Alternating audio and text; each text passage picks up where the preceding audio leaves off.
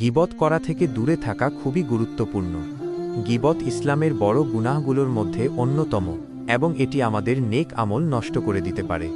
গীবত বলতে আমরা বুঝি কারো অনুপস্থিতিতে তার সমালোচনা করা বা তার সম্পর্কে এমন কথা বলা যা সে শুনলে খারাপ অনুভব করবে। পবিত্র কুরআনেও গীবতকে ঘৃণা করা হয়েছে এবং একে হারাম ঘোষণা করা হয়েছে। আল্লাহ তাআলা বলেন, তোমরা একে অপরের পশ্চাতে নিন্দা করো না। তোমাদের মধ্যে কি কেউ তার মৃত ভাইয়ের মাংস খেতে পছন্দ করবে? তোমরা তো তা অপছন্দ কর। সূরা হুজুরাত 12। রাসূলুল্লাহ সাল্লাল্লাহু আলাইহি ওয়াসাল্লাম গীবত সম্পর্কে বলেছেন, গীবত করলে ঈমানের কোনো অংশ পূর্ণ থাকে না।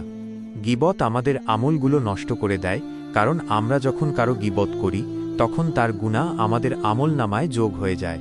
এর ফলে হাসরের ময়দানে আমাদের পুণ্যগুলো তার কাছে চলে যাবে।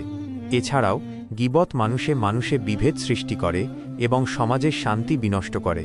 তাই গীবত করা থেকে দূরে থাকা প্রতিটি মুসলমানের জন্য অত্যাবশ্যক। আমাদের জিহ্বাকে নিয়ন্ত্রণে রাখতে হবে এবং ভালো কথা বলতে হবে। যদি আমরা কারো সম্পর্কে কিছু বলতে চাই তবে যেন ভালো কথা বলি। যদি ভালো কিছু বলতে না পারি তবে যেন চুপ থাকি। আল্লাহ আমাদের সবাইকে গীবতের মতো ভয়াবহ গুনাহ থেকে রক্ষা করুন।